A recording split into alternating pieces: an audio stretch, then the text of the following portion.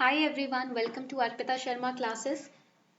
Let's start with the PIB daily PIB analysis for 22nd October 2020. So far we have covered the Hindu newspaper today and we have also covered the PIB analysis for 2021st October which were in the backlogs. Now we are going to cover the PIB analysis for 22nd October. Don't worry, 23rd October का PIB analysis भी आएगा. We are not missing even a single day. Now only on Sundays there are no PIB or the Hindu newspaper analysis, okay? Because Sunday is a self study day. Sunday को ना self study day बोला जाता है. तो उस दिन आपको खुद से तैयारी करनी है, खुद से पढ़ना है, ठीक है?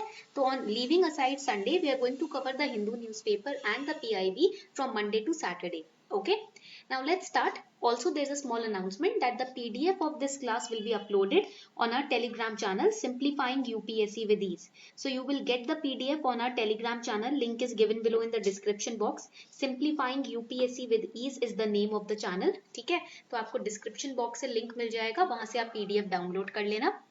Now, before starting, here's a small announcement for all of you. Unacademy Aspire, All India free mock test for civil services aspirants have been launched. And it's going to be conducted every month, twice in every month, that is on 10th and 25th of every month. Now, in this month, the All India free mock test for civil services aspirants is going to be conducted on 25th October at 10 a.m. in the morning. Okay, and it will be a 2-hour test. Live test will be conducted wherein based on your ranks you will be given scholarships and exciting prizes and surprises from Unacademy Plus. तो Unacademy aspire ने all India free mock test launch किया है civil service aspirants के लिए, जिसके अंदर prelims 2021 को target करते हुए हर महीने 2 बार 10th को और 25th को मॉक टेस्ट हुआ करेगा मॉर्निंग में 10 AM. ठीक है, तो इस बार 25 अक्टूबर को वो मॉक टेस्ट हो रहा है. फ्री मॉक टेस्ट है. ऑल इंडिया रैंक आपको मिलेगी आपकी सुबह 10 बजे होगा. एंड अगर आपकी रैंक 1 से रैंक 50 तक आती है, रैंक टॉप 50 रैंक्स में आप आते हो कहीं, तो आपको स्कॉलरशिप मिलेगी अनअकैडमी से और आपको अमेजिंग प्राइजेस एंड सरप्राइजेस मिलेंगे. Right, what will be the exam pattern? Real exam experience hoga, right? It will be from GS paper 1. 100 questions will be there, each question of 2 marks, and negative marking will be also there, 1/3 marks. Now if you are scoring from rank 1 to rank 3, then you will be given UPSC CSE 6 month subscription on Unacademy Plus for free. If you are scoring from rank 1 to rank 10, तो top 3 rankers को 6 months की free subscription तो मिलेगी. But the ranks from the they will also get the Amazon voucher worth rupees 10,000. Rank 11 to rank 30, Amazon voucher worth rupees 5,000 will be given to the students, and rank 31 to rank 50 they will be given the Amazon voucher worth rupees 3,000. Okay, so this will be the prizes and scholarships list of the rankers who will score top 50 ranks in this Unacademy Aspire All India free mock test for civil service aspirants. And the link to subscribe or to enroll in this test for free is given below in the description box. It is also given in the PDF में भी दिया हुआ है, नीचे description box में भी और comment section में भी आपको link मिल जाएगा. ठीक है, so it will be conducted on 25th October in the morning 10 AM and you will be eligible for the prize and scholarships only if you are giving the test live test, that is from 10 AM to 12 PM. If you're giving the test live, then only you'll be eligible for the exciting prize and scholarships. Make sure that you give the test sharp at 10 AM in the morning. Okay, 25th October is the date. Let's start with the first important topic, that is Operation Gulmarg. On 22nd October 1947, Pakistan made an attempt to invade Kashmir in the guise of Operation Gulmarg. तो हुआ क्या था, 1947 के दिन अक्टूबर 22 को, same day 22nd October 1947, that is the time when we got independent, Pakistan tried to invade means to attack Kashmir, to enter into Kashmir in the guise of Operation Gulmarg. Operation Gulmarg के कह सकते हो form में उन्होंने attack करने की कोशिश करी. The attackers infiltrated Poonch as a part of Operation Gulmarg as a springboard to capture Jammu region. Jammu region को कैप्चर करने के लिए उन्होंने ऑपरेशन गुलमार्ग का सहारा लेते हुए पूंछ को इन्फिल्ट्रेट कर दिया, यानी कि वहां पर घुस गए. Muzaffarabad fell on 22nd October and 4 days later on 26 October the raiders captured Baramulla also. And for 3 days these attackers continued the genocide of people. They started looting people, burning their houses, killing them. It is reported at least 3,000 people were slain and half the town was burnt. At Sholteng, that is the outskirts of Srinagar, a decisive battle was fought on the night of 7 to 8 November 1947 in which the Indian troops inflicted a crushing defeat on the invaders who lost nearly 600 men. The defeated troops withdrew and they escaped from the valley, and Baramulla and Uri were recaptured on the 8th of November by the advancing Sikh light infantry. So Operation Gulmarg is going to be very important for prelims 2021 aspirants. Also, when you are writing answers in GS paper 3, that is internal security, question on Operation Gulmarg can be asked, right? अगर आप GS mains की तैयारी कर रहे हो तो GS mains paper 3 के अंदर internal security में इसके ऊपर question आ सकता है. Now the next important news, IFSCA Committee Interim Report. The International Financial Service Centers Authority Expert Committee on International Retail Business Development in the IFSC has submitted its second interim report to the chairperson of the IFSCA. Now expert committee has been formed by IFSCA. IFSCA ने हमने कल discuss किया था, we discussed this yesterday also. It has formed an expert committee. Okay, what is the aim of that expert committee? उस expert committee का aim क्या है? Aim is to suggest how to develop international retail business in international financial service center. IFSC में कैसे हमें international retail business develop करना चाहिए, इसके ऊपर expert committee तैयार की गई है. ठीक है? So the committee suggests that IFSC can aim at becoming a gateway to India growth story for international investors, providing Indian diaspora and individuals from Asia and Africa, with a comprehensive range of financial services from IFSC, and also serving domestic residents availing the liberalized remittance scheme. Now here, two things are important. First of all, what is IFSC? And what is liberalized remittance scheme? ये दो चीजें आपकी इस topic के अंदर important है कि IFSC क्या है और liberalized remittance scheme क्या होती है.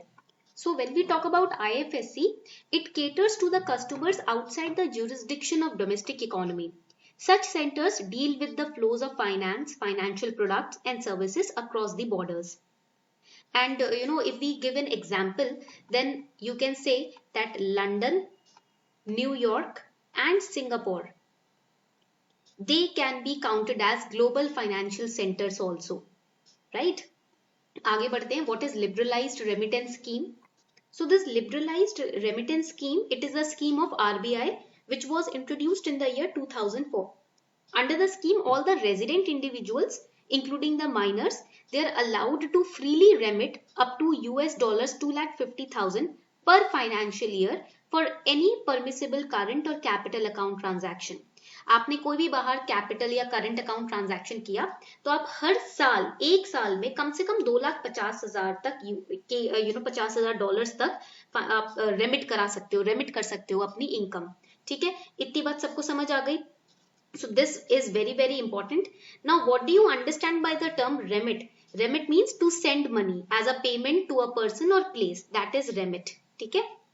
Now here the government of India had constituted the IFSCA with Shri I Srinivas as its chairperson. तो IFSC को constitute किया गया, इसके chairperson कौन है? Shri I Srinivas. Earlier this year to develop and regulate the financial service market in the IFSC in India. Apart from channelizing India's offshore business to IFSC located at GIFT City and making it the gateway for India-centric international financial service, objective is to make it a global hub for international financial services on the lines of London, Hong Kong, Singapore and Dubai. जैसे कि London जो आपका New York है, Singapore है, Dubai है, जैसे ये global hubs है ना फाइनेंशियल सर्विसेज प्रोवाइड करने के लिए, ऐसे ही इंडिया को भी एक ग्लोबल हब बनाने की कोशिश की जा रही है थ्रू IFSC. ठीक है.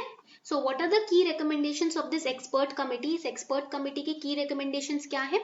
First is to permit NRIs or PIOs, person of Indian origins, to buy the life insurance policies for themselves as well as their family members who are based in India, जो कि India में रहते हैं. ठीक है, वो NRIs या PIOs जिनके फैमिली मेंबर्स इंडिया में हैं, तो वो अपने लिए तो लाइफ इंश्योरेंस पॉलिसीज ले ही ले, बट अपने फैमिली मेंबर्स के लिए भी ले, और जो इंडिया में है या वो जो बाहर रह रहे हैं, right?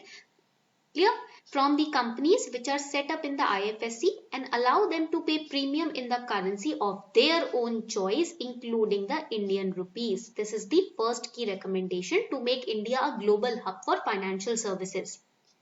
Permit NRIs, PIOs to buy portable life insurance policies that offer them the flexibility to pay premium in Indian rupees or in foreign currency based on their choice. So you can see over here, freedom is being given to the customers after their return to India.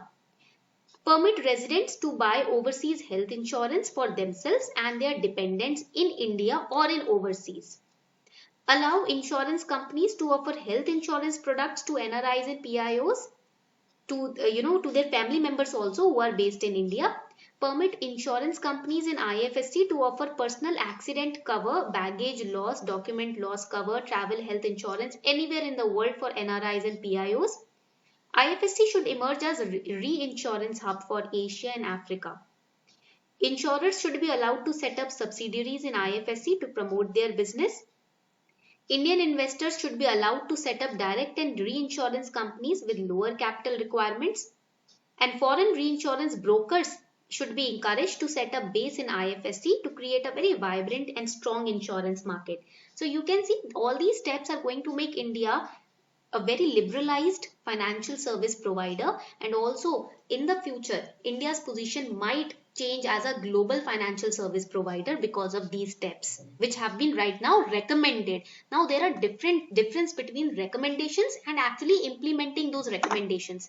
इन दोनों points के बीच में बहुत बड़ा difference होता है कि आपने कुछ किसी को रेकमेंड किया और सामने वाले ने आपकी बात मानी, ठीक है। तो अभी एक्सपर्ट कमेटी ने ये रेकमेंडेशंस दिए हैं, देखते हैं कि फाइनेंस मिनिस्ट्री इनको एक्सेप्ट करती है या नहीं करती, ठीक है। Now the next important topic is on Nag missile. Final user trial of Nag missile has been done. Final user trial of third generation anti-tank guided missile, which is known as ATGM Nag, was carried out from Pokhran range. Now what is ATGM Nag? It has been developed by DRDO to engage highly fortified enemy tanks in day and night conditions. The mission has fire and forget top attack capabilities with passive homing guidance to defeat all the MBTs equipped with composite and reactive armor. The Nag missile carrier Namika is a BMP-2 based system with amphibious capability. Now these points are important. What they will do, they will give you 3 points and they will say consider the following statements about ATGM Nag and select the correct or you identify the correct statement or identify the statement which is incorrect. आपको 2-3 statements देके बोलेंगे ये ATGM नाग missile के ऊपर statements हैं, अब इसमें से बताएं कि कौन सा statement correct है या पूछेंगे कौन सा statement incorrect है, ठीक है। The next important topic is on regional raw drug repository, that is RRDR. Now, inauguration of Regional Raw Drug Repository of National Medicinal Plants Board at AIIA New Delhi has been done. Minister of State for Ayush inaugurated Regional Raw Drug Repository at All India Institute of Ayurveda in New Delhi. It is the second in the series of repositories proposed by National Medicinal Plants Board, Ministry of Ayush, and will be dedicated to the Trans-Ganga Plain region. So what is this RRDR? It is, basically it's a centrally sponsored scheme of the National Ayush Mission.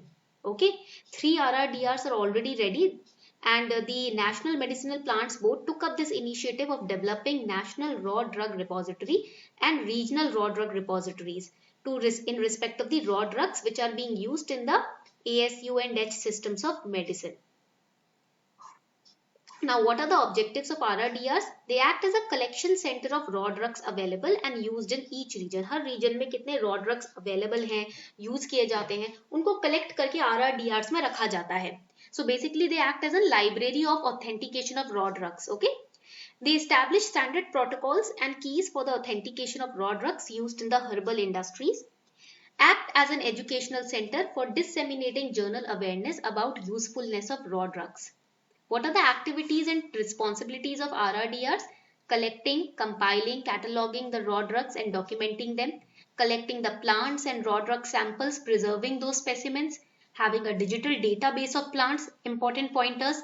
ये points ये याद रखने हैं आपको. ये prelims में statement wise questions में आते हैं यही points, ठीक है?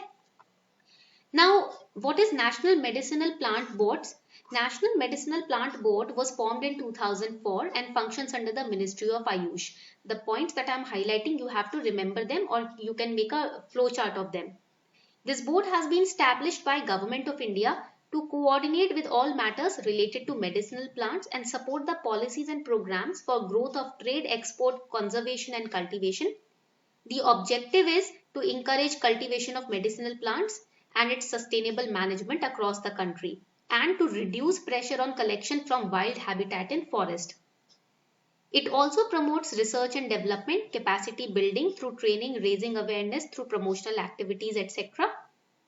And it also seeks to support programs for quality assurance and standardization through the development of good agricultural and collection practices. तो ये points NMPB के लिए काफी इंपॉर्टेंट है. Make sure that you make a flow chart. देखो इनको ना point wise copy paste नहीं करना. Do not just copy paste it in your register और A4 sheets. Just make a flow charts. इस तरीके के आप फ्लो चार्ट्स बना सकते हो. Like this you can create small flow charts about the important pointers on NMPB. ठीक है, NMPB के ऊपर इंपॉर्टेंट पॉइंटर्स पे इस तरीके का आप फ्लो चार्ट बना सकते हो. All the important points you can note them like this. So it will be easy for you to revise. आपके लिए इजी हो जाएगा रिवाइज करने के लिए. ठीक है, mind maps and flow charts you can create like this. So on this note, we are wrapping up the session. I hope you enjoyed the class. Also, do not forget to attend this live test on 25th October at 10 AM in the morning by Unacademy Aspire, the All India free mock test for civil service aspirants. Thank you and have a beautiful day ahead.